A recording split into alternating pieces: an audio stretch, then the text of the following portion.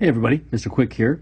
Today we're going to look at some comparison shopping, looking at unit price and related measurement conversions. Basically, we're going to solve problems by looking at different unit rates given in tables, equations, and graphs.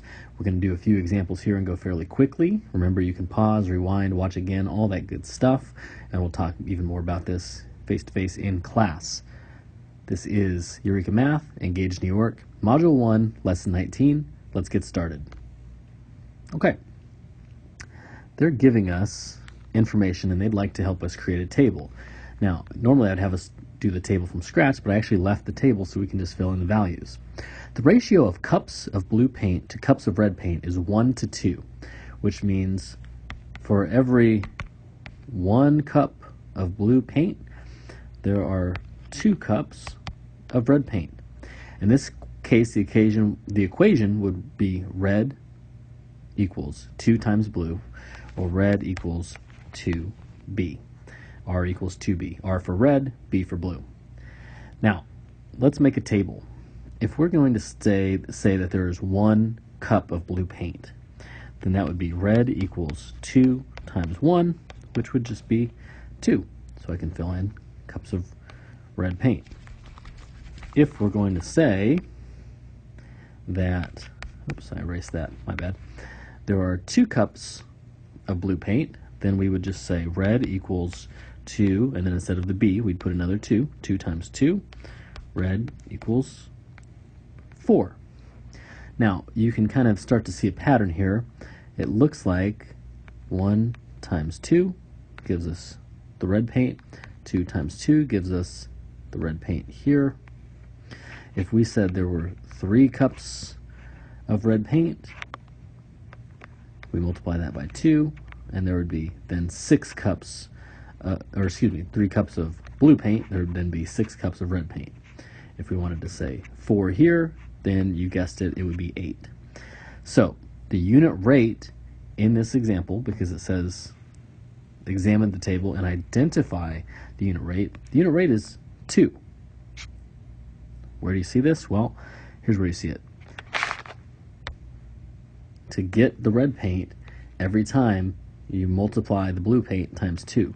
So it's the blue paint times 2. So the rate is 2 because that's our magic number or constant, right? Every time you're taking that blue times 2 to get the red.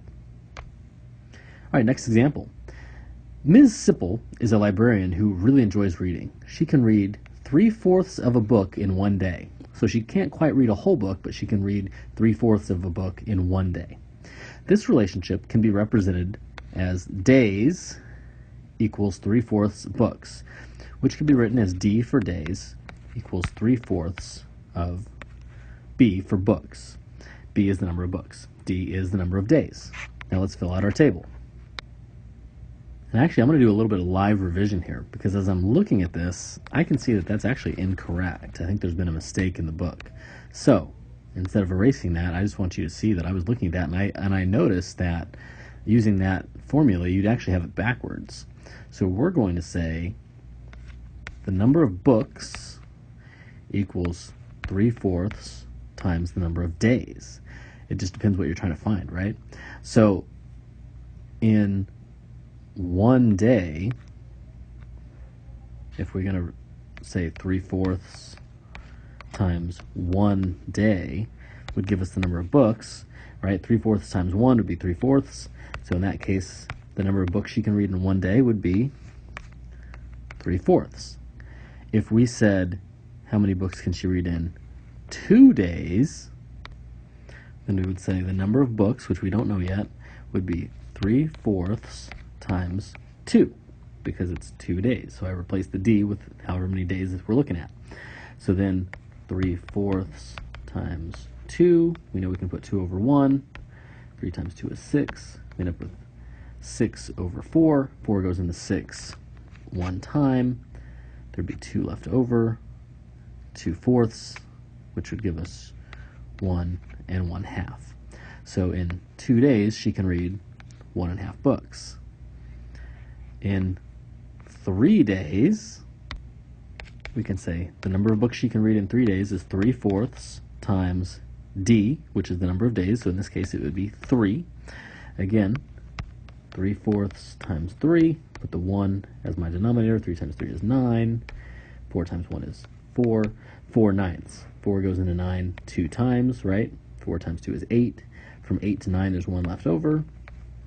We'd get 2 and 1/4 because the denominator stays the same. So that's how many books she could read in 3 days. In 4 days, well, here's the catch. We know 4 is double 2, so 1.5 times 2 would be 3. So that's how many books she could read in that number of days. Sometimes the math book's wrong, guys, so we went with it. Okay, we rolled with it. Let's look at another example. Okay, Brian and Shanice are both training for a bike race and want to compare who rides his or her bike at a faster rate. So we want to know who is faster. Both bikers use apps on their phones to record the time and distance of their bike rides, because we're looking at time and distance, right? Brian's app keeps track of his route on a table. So here's Brian's. Shanice's app presents the information on a graph, such as this. So how do we know whose is faster? Well, if we're trying to find miles per hour for Brian, we can look up here and we know he goes 75 miles in 3 hours. So I can create that as our chart. We want to find out how many he would go in just 1 hour, right?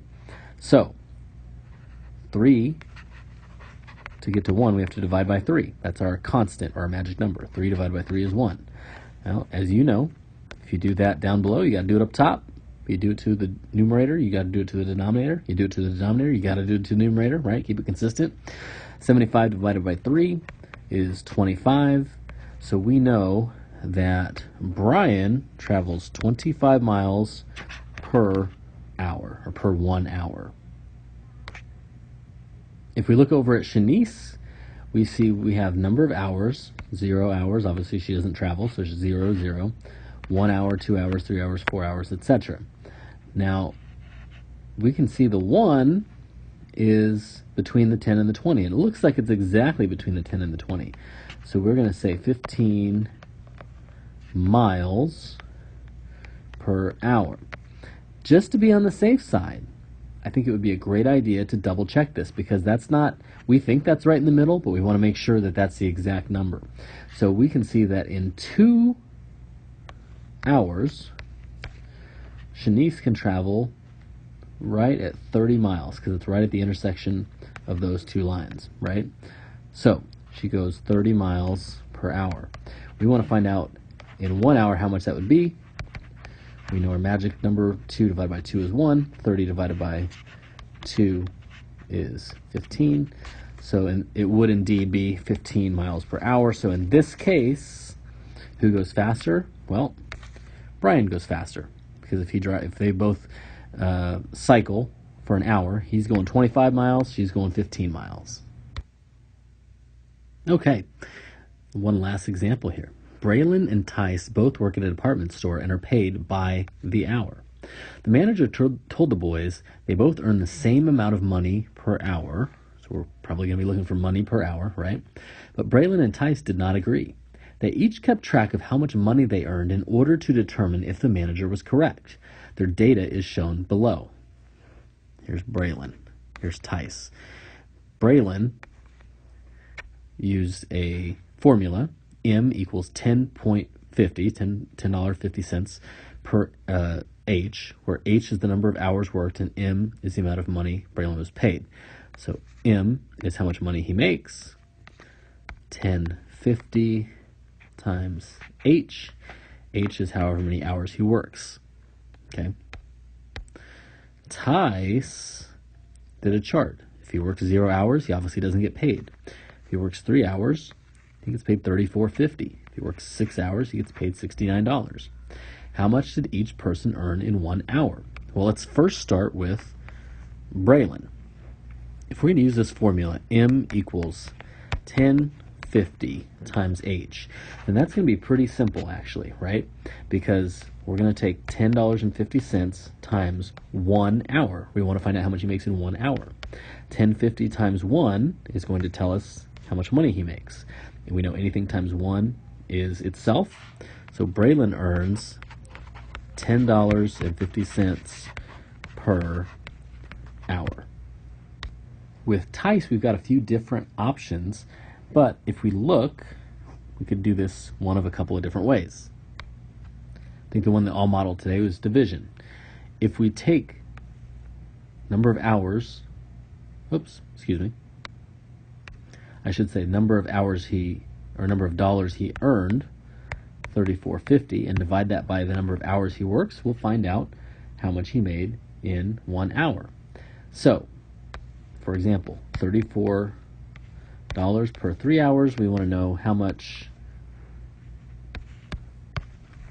Erase that. We want to know how much he would make in 1 hour. 3 to get to 1 is divided by 3. So then we have to do the same thing up here. $34.50 divided by 3. So we can do this. $34.50 divided by 3. 3 goes into 3 one time. Equals 3, subtract, bring down to 4. 3 goes into 4 one time. Make some space here. 3 goes into 4 one time. 1 times 3 is 3. 4 minus 3 is 1. Bring down the 5. Bring up the decimal. 3 goes into 5. 3 goes into 15 5 times. 5 times 3 is 15. Subtract that, you get 0. Bring down another 0. 3 does not go into 0, obviously. It goes in 0 times. 0 times 3 is 0. There you go.